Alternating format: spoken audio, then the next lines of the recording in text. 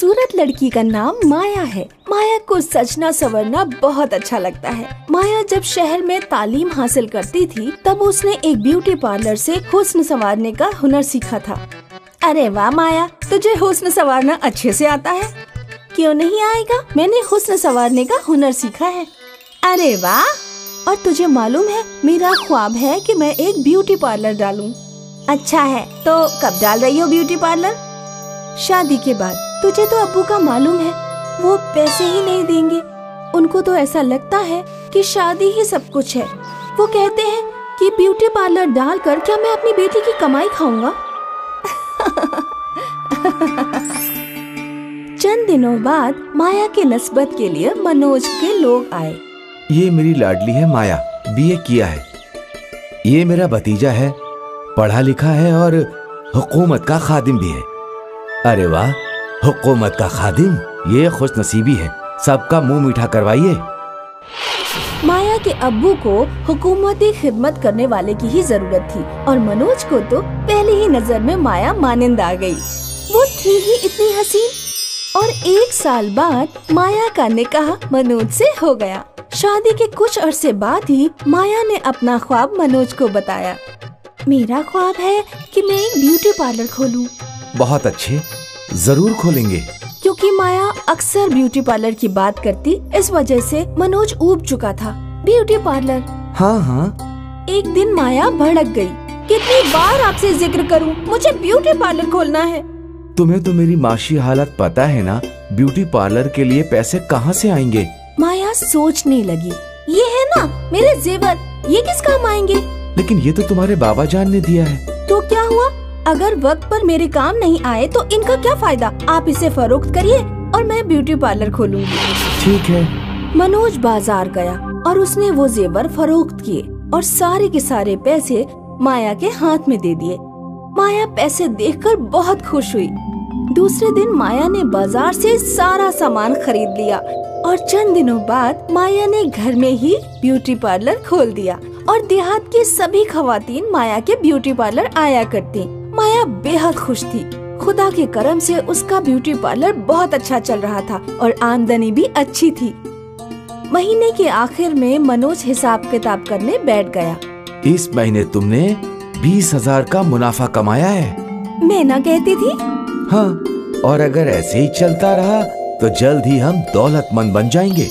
माया ने अपने beauty parlour का काम जारी रखा। 1 साल बाद उसने एक दुकान खरीदी और उसमें अपना ब्यूटी पार्लर खोला। देखते ही देखते माया का घर आलीशान हो चुका था। इस तरह माया ने ब्यूटी पार्लर का काम पूरा करके न सिर्फ अपना ख्वाब पूरा किया बल्कि अपने शौहर की मदद भी की। उनका खानदान पहले से ज्यादा खुशहाल हो गया। माजी की बात है, वीरपुर में सपना और माया नाम की 2 बहनें रहती थीं। सपना का रंग स्याह था जबकि माया साफ रंग की थी। सपना जब बाग में चहलकदमी करने जाती तो माया अपनी दोस्तों के साथ सपना का मजाक उड़ाती। बेचारी सपना काली कलूटी बैंगन रूठी। इसे तो कोई लड़का पसंद ही नहीं करेगा, मालूम नहीं इसकी शादी कैसे होगी। माया की बातें सुनकर सपना को बहुत तकलीफ होती है। घर जाकर सपना रोती है और अपने वालिद से कहती है, बाबा, माया अपने दोस्तों के साथ मिलकर हमेशा मेरा मजाक उड़ाती रहती है और वो कहती है कि मेरी शादी कभी नहीं हो पाएगी। रो मत मेरी बच्ची, इंसान की असली खूबसूरती उसके रंग मौफिकत में नहीं होती, उसकी सीरत और रवैये में होती है। एक ना एक दिन तुम मेरी बात जरूर समझ जाओगी। माया दिन भर जंगल में नहर के पास बैठकर अपने बाल संवारती रहती और अपने साए को नहर में देखकर कमर अदाएं करती। इस पूरे इलाके में मुझसे खूबसूरत भला कौन होगी?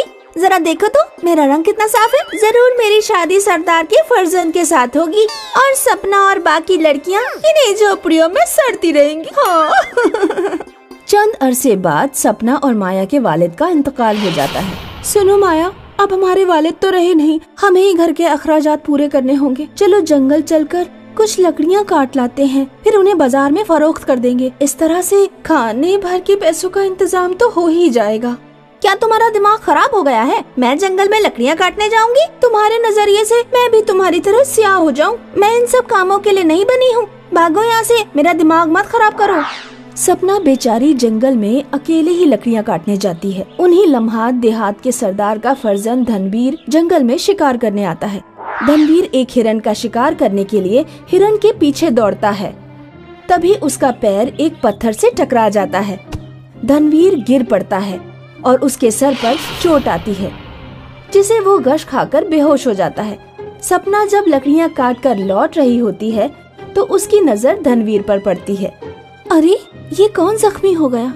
सपना धनवीर को ले जाकर एक दरख्त के साए में लिटा देती है। फिर वो नहर से पानी लाकर धनवीर का पैर साफ करती है और उसके मुंह पर पानी के छींटे मारती है। फिर धनवीर को होश आता है।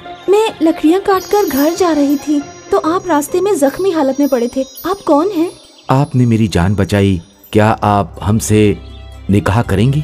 सपना की सरदार के फर्जंद से शादी हो जाती है और वो सरदार के घर की बहू बनकर घर पहुंचती है। सपना की सास सपना को देखकर खुश नहीं होती। अरे बेटा धनवीर, ये तू कैसी लड़की से शादी करके आ गया? ऐसा स्याह रंग हमारे खानदान में किसी का भी नहीं है। माँ, मैं उससे मोहब्बत करता हूँ। अरे, मोहब्बत ही करनी थी तो किसी हूर से कर लेता। ऐसी स्याह लड़की से शादी करके तो उन्हें तो खानदान पर दाग लगा दिया। जब बहू स्याह है तो औलादे भी स्याह पैदा होंगी। सपना अपनी सास के तंज सुनकर बहुत तकलीफ में होती है। सपना बेचारी को पता नहीं था कि उसे यहाँ भी अश्क बहाने पड़ेंगे। सपना घर के सारे काम अंजाम देती है, घर के कपड़े धोती है, खाना बनाती है, बर्तन धोती है। फिर भी सपना की सास उसे तंज कसती है। एक दिन शब में सपना की सास के पैरों में बहुत तेज दर्द होता है। सरदार और सरदार का फर्जंद किसी काम से बाहर गए होते हैं। घर पर सिर्फ सपना होती है। अरे, मर गई रे। सपना अपनी सास के कमरे में जाती है। क्या हुआ माँ? मेरे पैरों में बहुत तेज दर्द हो रहा है। सपना घर के बाहर जाकर देखती है, लेकिन इर्द गिर्द कोई सवारी नहीं मिलती जिसे वो अपनी सास को दवाखाने ले जा सके। तभी सपना अपनी सास से जाकर कहती है, इतनी रात में सवारी तो नहीं मिल रही है माँ, तुम मेरी पुश्त पर बैठ जाओ, मैं अपनी पुश्त पर बिठाकर आपको दवाखाने ले चलती हूँ। अपनी सास को अपनी पुश्त पर लाद कर सपना उन्हें दवाखाने पहुँचा देती है। आपको गठिया हो गया है, मैं आपको तेल दे रहा हूँ। 40 दिनों तक लगातार इन पैरों पर मालिश करिएगा। सपना 40 दिन तक अपनी सास की खिदमत करती है। सास का पैर का दर्द ठीक हो जाता है। तभी एक दिन सपना की सास सपना से कहती है, बेटी तू गोरी भले ही ना हो, लेकिन तू बहुत हुनरमंद है। मैं तुझसे माफी मांगती हूँ। मैंने तुझे बहुत जलील और रुस्वा किया, लेकिन अब मैं समझ गई कि असल खूबसूरती इंसान के रंग और मौफिकत में नहीं होती, उसकी सीरत और रवैये में होती है।